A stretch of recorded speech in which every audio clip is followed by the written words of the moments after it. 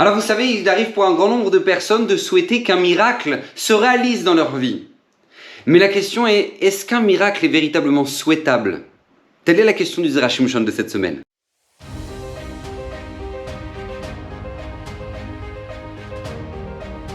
Alors le Zera Shimshon de cette semaine, Bezrat Hashem, est dédié pour la réussite, Bezrat Hashem, dans toutes les affaires de Yosef ben Gila et de toute sa famille. Alors j'aimerais aborder un sujet assez incroyable. Je vais vous dire pourquoi. Parce qu'en fait, vous savez, le Zera Shimshon rapporte une Gemara dans Nedarim, qui dit que la présence divine, c'est-à-dire qu'une personne ne peut être prophète que lorsqu'elle remplit 4 conditions.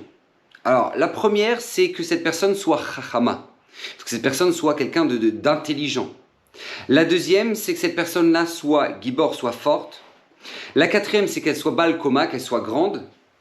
Et la quatrième, c'est tout simplement que cette personne-là soit riche. D'accord? C'est les 4 conditions. Et ces 4 conditions, on les apprend de Moshe Rabbeinu. Parce que Moshe Rabbeinu remplissait justement ces 4 conditions. Moshe Rabbeinu était extrêmement intelligent, vous vous tentez bien, d'accord? Parce que pour connaître toute la Torah, donc il faut forcément être très intelligent, d'accord? C'est Moshe Rabbeinu.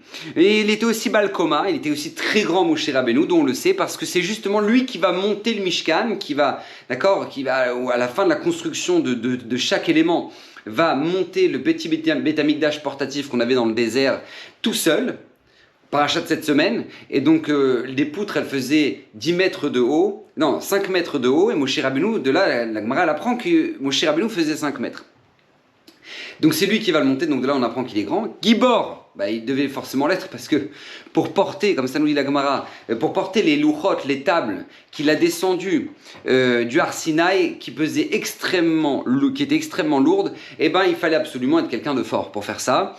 Et riche, parce que Moshe Rabbeinu était justement riche, lorsqu'Akadosh Baruch Hu justement va lui demander de tailler les deuxièmes tables, parce que les premières tables étaient entièrement divines, mais les deuxièmes tables, Akadosh Baruch Hu va demander à Moshe Rabbeinu de tailler justement ces tables dans la pierre. Dans quelle pierre? Dans le saphir.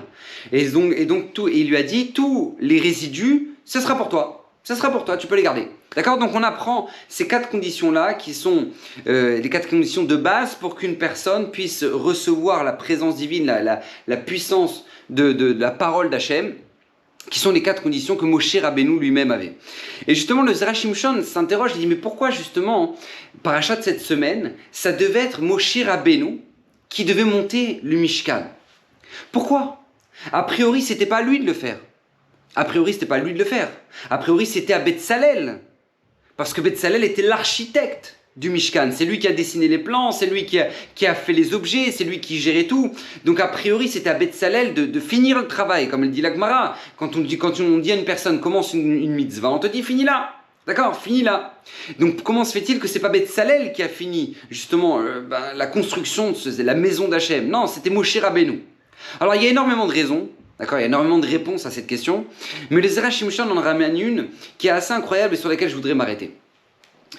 Il répond que parce que Betzalel n'était pas aussi fort physiquement que Moshe Rabbeinu.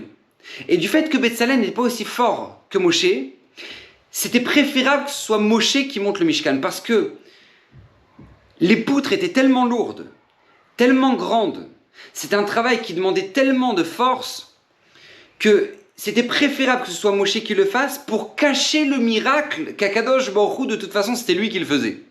Parce que vous doutez bien que Moshe Rabbeinu ne peut pas porter des poutres aussi grands et aussi forts qu'ils puissent être, d'accord, qui pèsent des tonnes, et les monter les unes à côté des autres, et porter des tentures qui pèsent des tonnes, d'accord. Moshe Rabbeinu ne pouvait pas le faire seul. Donc Moshe Rabbeinu prenait les poutres et Hachem l'aidait. Moshe Rabbeinu prenait les tentures et Hachem faisait le reste. Mais pour cacher ce miracle, c'était préférable que ce soit Moshe qui le fasse. Parce que Moshe Rabbeinu le fasse, les gens disaient « Oui, Moshe, il est très fort. » Mais que ce soit Betzalel était moins fort physiquement. Donc pour cacher le miracle, c'était préférable que ce soit Moshe qui le fasse et non pas Betzalel. Je ne sais pas si vous imaginez un peu ce que nous dit le Zera Shimshon. Même si normalement, en principe, c'est préférable que Betzalel le fasse, là on te dit non, c'est préférable que ce soit Moshe qui le fasse. Pourquoi? Pour cacher le miracle qu'en fait c'est Hachem qui est derrière tout ça et que c'est lui qui le fait. Et en fait, on apprend de là un principe fondamental qu'on revoit à plusieurs reprises dans la Torah. Le Ramban, par exemple, nous dit comment se fait-il que Kadosh Baruch Hu a demandé à Noach de faire un bateau de 150 mètres de long? Pourquoi? Quel intérêt pour mettre tous les animaux dedans et tout le manger dedans? Mais de toute façon, c'est impossible que ça rentre. Tu prends tous les animaux de la terre, tu prends le plus grand zoo qui existe sur cette planète, je ne sais pas où il se trouve, mais en tout cas tu prends le plus grand zoo, tu mets tous les animaux dedans, je ne sais même pas s'il est capable de le contenir. Là maintenant on te parle d'un bateau de 150 mètres avec tous les aliments pour les éléphants et pour les... Et c'est impossible, c'est impossible, donc de toute façon c'est un miracle. Alors demande le Ramban pourquoi Hachem a demandé Hachem a demandé à Noach de faire un bateau de 150 mètres, qu'il fasse un bateau de 20 mètres. Parce que de toute façon, tous les animaux qui vont rentrer dedans, c'est miraculeux. Donc ça change rien. Et il dit le Ramban pour cacher le miracle. Parce que c'est sûr que c'est un miracle. Mais il y a un intérêt qu'Akadosh Baruch Hu cache le miracle. Hachem ne veut pas dévoiler les choses. On voit une nouvelle fois, je vous donne encore un dernier exemple, cette notion-là, lorsque Moshe Rabbeinu va quitter ce monde, il va monter sur la montagne qui est face à Eretz Israël, et là, Kadosh Baruch Hu va lui montrer tout Eretz Israël. Et les commentateurs disent ça n'existe pas. Il n'y a pas de montagne face à Eretz Israël de laquelle tu peux voir tout Eretz Israël en dessous de Beersheba jusqu'en haut, jusqu'au Liban. C'est impossible. Physiquement, c'est impossible. Donc comment est-ce possible que la Torah nous dit monte en haut, Moshe Rabbeinu qui monte en haut de la montagne et il va vous lui montrer tout Eretz Israël. De toute façon, c'est un miracle qu'il va faire Hachem. Donc quitte à lui faire un miracle, alors il peut le voir dans la plaine, d'accord? Il n'y a pas besoin de monter sur la montagne. Encore une fois, nous dit le Rabbeinu Yerucham, la même notion. Pourquoi? Parce qu'Akadosh Baruch Hu veut cacher le miracle. Et là, où justement je voudrais qu'on s'arrête et qu'on analyse un petit peu ce qu'on lit les Zerachim Shon et sur ce principe qui se répète dans la Torah, de vouloir cacher les miracles, c'est parce que justement, on a tendance à réfléchir de la manière inverse, d'attendre un miracle et d'espérer en un miracle. Alors qu'en réalité, Akadosh Baruch Hu ne souhaite pas faire des miracles. Et c'est très important de savoir ça.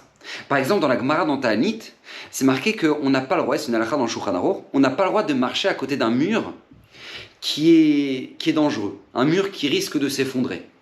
Pourquoi? Elle dit la Gemara parce que de peur qu'il s'effondre, et que même s'il ne s'effondre pas, eh ben cette personne-là s'est mise en danger, et on lui a fait un miracle. Et si on lui a fait un miracle pour lui sauver la vie justement, et pour pas que ce mur lui tombe dessus, eh ben on lui enlève de ses mérites. On lui enlève de ses mérites. Une personne ne doit pas compter sur le miracle, parce qu'une personne à qui il arrive un miracle, c'est une personne à qui maintenant on enlève de ses mérites. Et ça, c'est quelque chose qui est très important de savoir. Pourquoi?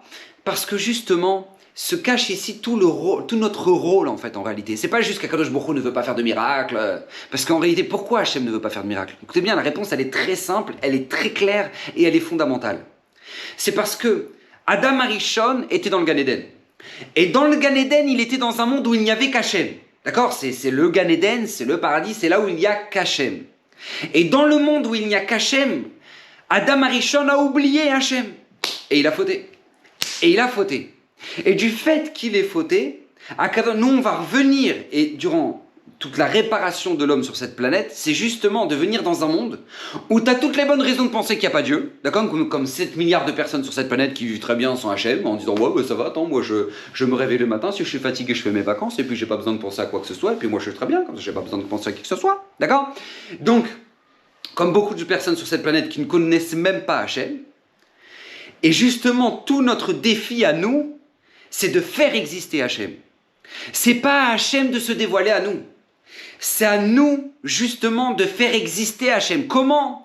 À travers notre Torah, à travers notre mitzvot, à travers notre émouna, à travers notre tfila, à travers notre confiance qu'on met en lui. Tout ça, c'est nous qui faisons exister Akadosh Baruch Hu. C'est pas à lui de se dévoiler. Akadosh Baruch Hu va se dévoiler une fois dans l'histoire. Ça va être lors de la sortie d'Égypte jusqu'au don de la Torah. Depuis ce jour-là, Akadosh Baruch Hu ne veut plus se dévoiler. Parce que c'est justement à nous de le dévoiler. C'est ça tout le but d'un juif. Un juif, la plus grande mitzvah qu'il puisse faire, c'est quoi? C'est la mitzvah de Kiddush Hashem. C'est quoi Kiddush Hashem? C'est de faire une action où quand maintenant la personne va te voir faire ça, elle va te dire « Oh, waouh! Tu sais quoi, pour faire une action pareille, c'est sûr qu'il y a un Dieu sur terre. » Voilà, ça c'est un Kiddush Hashem. Un Kiddush Hashem, c'est ça. Mais c'est pas à Kadosh Baruch Hu de se dévoiler. C'est pas à Kadosh Baruch Hu de faire des miracles. C'est pour ça qu'il faut faire très attention parce que regardez, ne serait-ce que c'est ça que nous dit le Zera Shimshon parachat cette semaine. Normalement, c'était à Betzalel de monter le Mishkan, mais Akadosh Baruch Hu va préférer que ce soit Moshe. Pourquoi? Pour que Moshe Rabbeinu, qui était plus fort et que ça paraisse aux yeux des bénis Israël plus logique que ce soit lui qui puisse le monter, pour cacher le miracle que c'est Akadosh Baruch Hu qui le monte. Parce qu'Hachem ne veut pas se dévoiler. C'est à nous de le dévoiler. C'est à nous d'avoir ce rôle-là. Et ça, c'est quelque chose qui est très important parce que justement, là-dessus, et je le répète, beaucoup trop de personnes réfléchissent à l'envers en se disant « Ah, bah moi, j'ai pas le droit à mon miracle, et puis moi, voilà, j'aimerais tellement que, je sais pas, avoir un miracle extraordinaire qui m'arrive. » Non, c'est pas à Hachem de se dévoiler à toi, c'est à toi de faire dévoiler à Kadosh Baruch Hu. C'est ça notre mission. Parce que puisqu'Adam Arishon, qui était dans un monde où il n'y avait qu'Hachem, il va oublier Hachem, alors on va le faire venir dans un monde où il y a toutes les bonnes raisons de penser qu'il n'y a pas Hachem, et c'est à nous de le dévoiler. Telle est notre mission, tel est notre rôle, et je vous assure, c'est une grande responsabilité, Baruch Hachem, on est fiers de la prendre, on est fiers de l'avoir, mais on se doit de le faire, on se doit de l'assumer et ne pas forcément attendre un miracle parce que comme je vous l'ai dit, lorsqu'Akadosh Baruch Hu fait des miracles, c'est pas forcément bon, d'accord? Ça enlève de nos mérites, donc qu'Akadosh Baruch Hu Bezrat Hashem vous fasse des miracles dans votre vie, mais des miracles voilés, comme ça s'est passé par exemple ce mois-ci, Chodesh Hadar, le mois de Hadar, où tous les miracles de la Haggadah, de la Megillah, la Megillat Esther, sont des miracles qui sont cachés. Il n'y a pas une seule fois le nom d'Akadosh Baruch Hu, mais on voit que c'était lui qui était l'acteur du début jusqu'à la fin. Et bien que ce soit exactement la même chose dans votre vie, qu'Akadosh Baruch Hu soit l'acteur de votre vie du début à la fin, sans pour autant devoir se dévoiler, pour que vous ayez le maximum de mérite. Qu'Hachem vous bénisse, bracha ve'atzlacha, et que le zrut, le mérite du Zera Shimshon vous protège, lui-même qui a promis à tout celui qui l'étudiera régulièrement, qui méritera d'une multitude de bénédictions, alors que Bezrat Hashem, toutes ces bénédictions résident dans vos maisons. Que ces paroles Bezrat Hashem soient pour la Hatzlacha de Yosef Ben Gila, bracha ve'atzlacha, et à la semaine prochaine.